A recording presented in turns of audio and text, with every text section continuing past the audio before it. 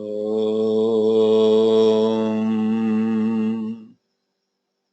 Apyayantu mamangani Vakpranaschakshushrottram Atho balamindriyani cha sarvani Sarvam brahma upanishadam Maham brahma nirakuryam Ma brahma nirakarot Anirakaranamastvanirakaranam me astu Tadatmani nirateya upanishatsu dharmaha te mai santu.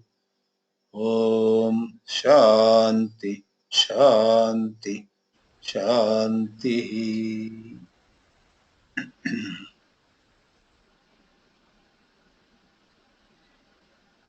Namaste everyone. In this session of the webinar, we are going to look into this theme, gentle strength while facing hard times. Who gets into hard times? Is it only the poor people in the world who get into hard times? All the rich people would laugh. They would say to me, you don't know the troubles we go through. So shall we say the rich people go through hard times, the educated people go through hard times, villagers go through hard times? Well, we need not extend this series of questions. Every human being under the sun goes through hard times on various occasions. There are phases in life where one feels terribly lost. One feels very, very insecure. Therefore, we are here to see what insights Upanishads can give us in the context of facing or going through hard times. Now, I go through hard times. I say I am in great trouble and I want strength. The Keno Upanishad has that famous line, Atmana vindate viryam. All strength comes to us from our own self. So in the second slide, I trust all of you are seeing clearly, we have put the first bullet. This is an Upanishadic insight. The true I, the pure self, has all the strength. But we don't experience it. We find we are in a tight corner. The second bullet explains the scenario. It is the false I, the self with a lowercase s, that is ever insecure. So how do we move from the false self, a thought of who we are, how we are, a conditioned self-image? How do we move from there to the true I, the pure self that the Upanishads talk about? That is the sadhana in the Vedanta. No wonder Bhagavan Sri Ramana Maharshi, no matter what your trouble is, used to say, track, trace, go to the source of the ego. This ego is a bundle of memories. Because it has long been his habit to think as others do, man has never faced his I in the true manner. This is how Maharshi puts it. Imagine, you and I have not faced ourselves as we truly are. We are always facing ourselves as our memories or conditioned thinking present our image. So as the second bullet again says, man doesn't have a correct picture of himself. He has for too long identified himself with the body and the brain. Normally we compliment anybody who has a lot of brains. Wow, wonderful brains. But on a higher level, this brain itself is a troublemaker. always caught in the activity of the brain. The Upanishads, whether you like it or not, say we are way above the brain, way above the body, way above the senses and the mind. We are way above the brain. Who are we? What are we? Therefore, pursue this inquiry. Who am I? Now, when we say we are going through very hard times, typically it is facing a failure. Sometimes figuratively it is said, embracing failure. Oh, well, I must correct. Embracing means you come to terms with failure. That's what we want to do. Failure is very hard, and we embrace failure, meaning we say, all right, fine. We make peace with failure. That is called embracing failure. How do we embrace failure?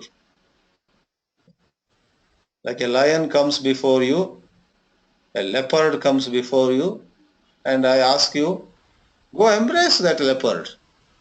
Not easy. So, the Vedanta throws light on this. If you look at failure from an unbiased point of view, you find that the failure is not the total fact. I failed is a conditioned mind's conclusion. The project failed, this game failed, this work failed, this journey failed. All right, understandable. But I failed. My life is not worth living. I am miserable. Alas, this bundle of judgments on I is questioned by the Vedanta. Am I the true I agitated, or is the mind agitated? This is an interesting, very interesting insight and question that the Vedanta supplies to you. Any of you holds this question very, very strongly can go long, go very far in spiritual practice. We should not do lip service to these questions. Am I agitated or is my mind agitated? This is a pair of questions. Who am I?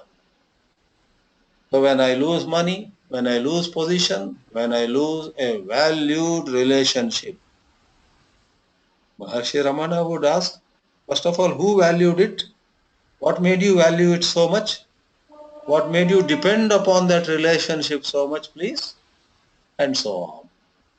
So you see, in the Upanishadic wisdom, inquiry into our positions, our beliefs, our presumptions is an integral part. Inquiry is an aspect of Upanishadic wisdom. Okay, now we quickly go through a few usual approaches. We may call them some healthy outlooks. Here are three. See the larger picture. Second, recognize the perishable nature of everything. Third, adopt a proactive approach of act, do not react. These three are not some goody-goody stuff. They can help. Philosophy taken to heart can help. Unfortunately, a lot of people study philosophy and they only want to talk about it or write about it, and they don't want to really take it seriously and live those teachings. No wonder Eknath Ishwaran wrote those 3 volumes on Bhagavad Gita, and the title is Bhagavad Gita for daily living.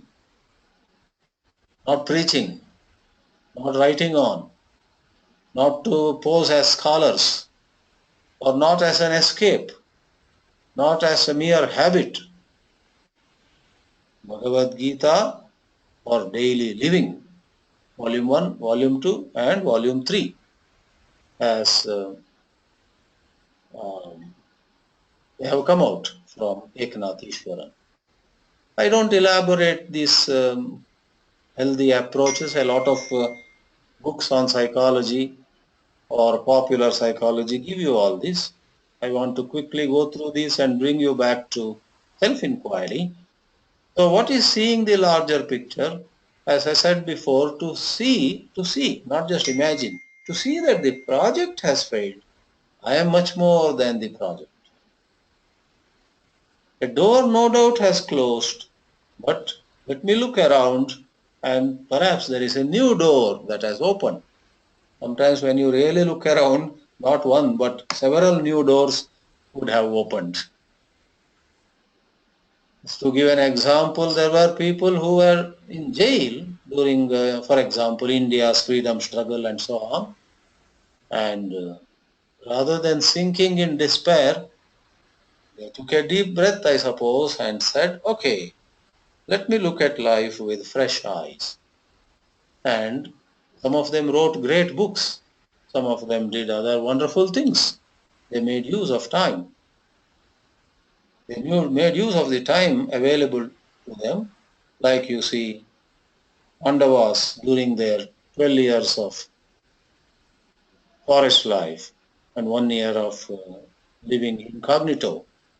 They actually practiced dharma. They grew in the inner merit. Ram, Lakshman, in the forest, were doing satsang, meeting rishis. Now you and I go through hard times. Definitely, we can see life in a larger picture and attend to certain good things that are always possible. The second approach was to realize how everything is temporary, whether we like it or not. Thoughts, emotion, people, everything. So do not get attached, just flow with it. A slide, a picture said, I am presenting here, instead of saying have a beautiful day, it said have a Buddha-ful day. So when you see everything is bound to be transitory, everybody gains, loses. Children leave parents and go. Students leave teachers and go. Customers leave a company and go. Partners in business leave. I mean, they don't have to leave, but typically, many times, more often than not, things change dramatically. So, if we know this had to happen, then saying even this will pass, we will find inner peace. Act, do not react. That's how Swami Chidanandaji put it. Do what is possible and act. Do it. Reacting is just complaining, reacting is going on, giving explanations and so on. In fact, the wonderful thing is if we do what is possible, new possibilities then emerge. Talking of our ability to deal with hardships, I must quickly mention there is a classic famous book, Man's Search for Meaning, that was written by a physician who went through the concentration camp run by Hitler and his group. He was a Holocaust survivor. So Viktor Frankl wrote this Man's Search for Meaning, and in that he says that he saw with his own eyes. He was a doctor, so he could even understand both the physiology, psychology of people going through the travails, uh, the ordeal of the concentration camp. A lot of them who were earlier in very good position, rich, well-to-do, educated, well-placed and so on, were so humiliated, put to so much of hardship, but then, of course, many succumbed, many died, but a good number, Viktor Frankl was able to observe, a good number was able to stay put, was able to stand, withstand all those things and came out clean.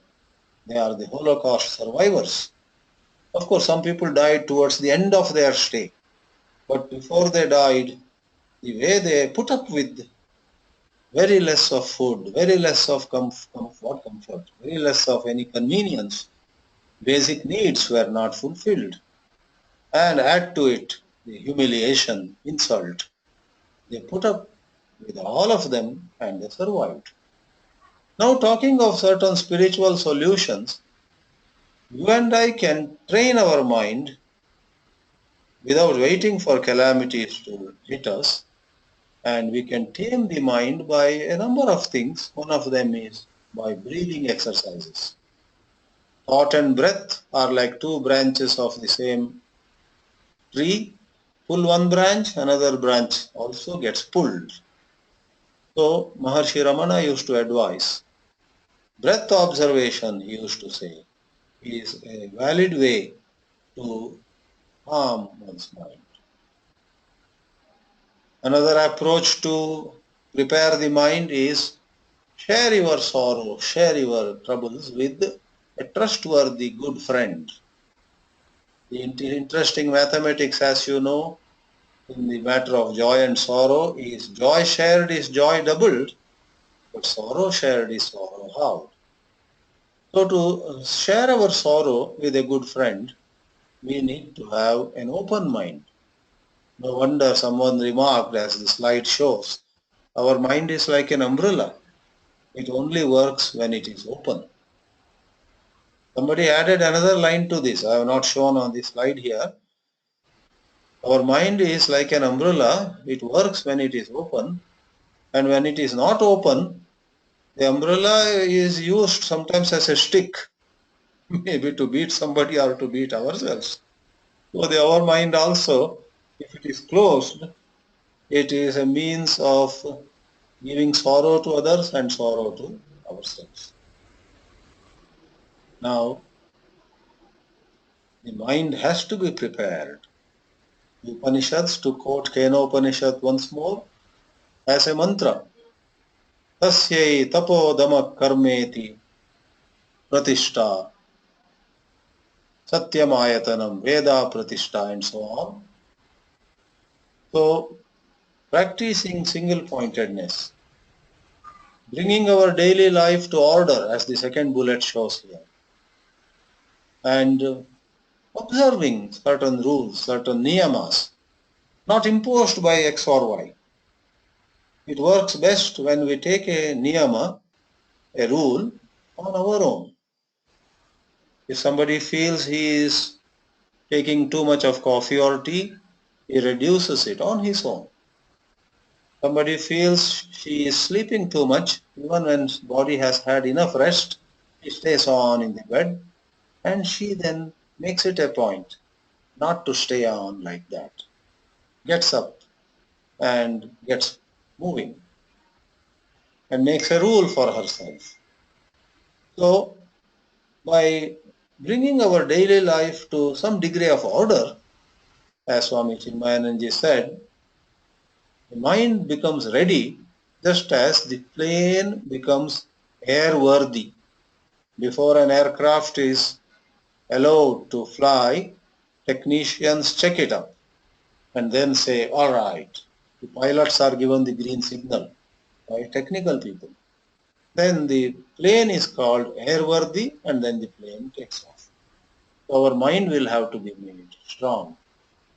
In order for the mind to gain strength, great sages like Chandrasekhara Bharati have said, study the scriptures, inquire. Scriptural study can be the primary means, in fact, for constantly our vision is set right, our understanding is set right by scriptural study. But sometimes we don't have the receptivity to scriptural study. Therefore, japa, prayer, meditation, yoga, International Yoga Day is 2 days away from now. So, how does yoga fit into gaining strength, gentle strength to go through hard times? Yoga and japa, puja and prayers prepare the mind. And then the Upanishadic study to that prepared mind gives a liberating insight. The Upanishadic study can completely change the way you see yourself. The false I goes away and the real I emerges. The ego dies. The falsity or the falsehood of the sufferer is exposed. And therefore, Mundaka Upanishad declares, bhidyate hridaya-granthih, chidyante sarva samshayaah, क्षीयन्ते च अस्य कर्माणि tasmin drishte parāvare. Bhidyate hridaya-granthih, all the knots in our heart, mainly all sorts of desires, attachments, all kinds of funny, fanciful dependence on things, people, positions, etc. They are called poetically knots. These knots are cut asunder. Vidyate hridaya-granthih. And couple of lines in between, let's skip them. The main line is tasmin dristhe parāvare. So study the scriptures and prepare your mind for proper understanding. Scriptures help those preparatory sadhanas. Those preparatory sadhanas help scriptural study to go deeper and deeper. Mundaka Upanishad saying, Tasmin drishte parāvare. When you see the supreme truth, then all your things go away.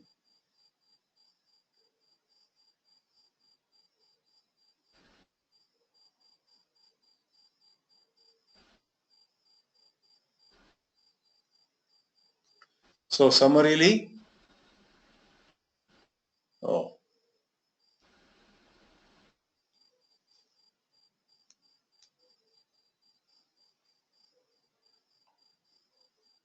are you able to hear me?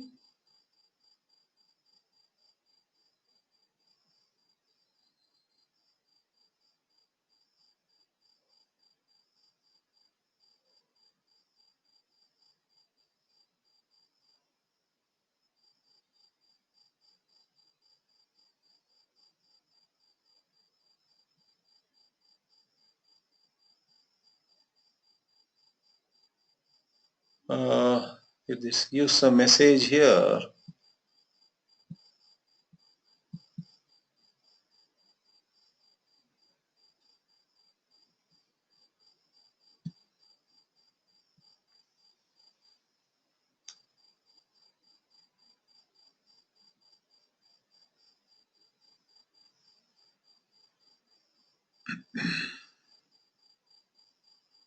okay, are you able to hear me now?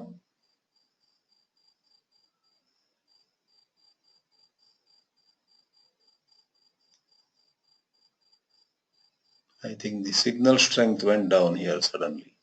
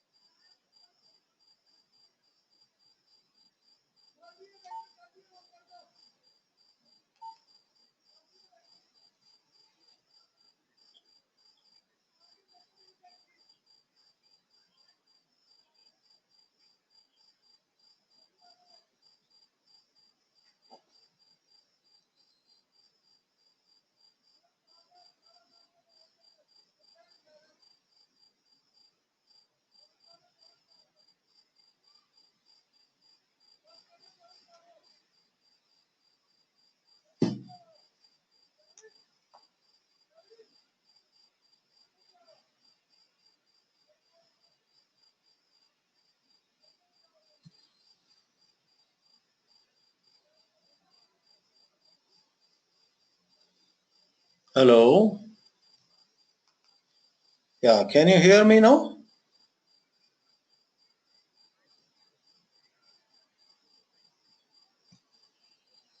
Yeah, no, correct. This one, webinar is not continuing. Huh? Yeah, it suddenly said actually that maybe I can continue.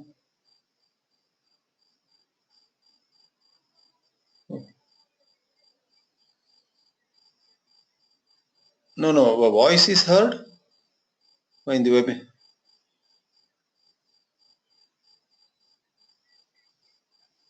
Oh, I see. Its connection has something has gone wrong. Actually, it shows 3G is gone. It has become 2G. That's the main problem. Yeah, it never happened before like that. Once it was 3G, it continued always. It is in 2 E. E means 2G. Let's see now what I can do.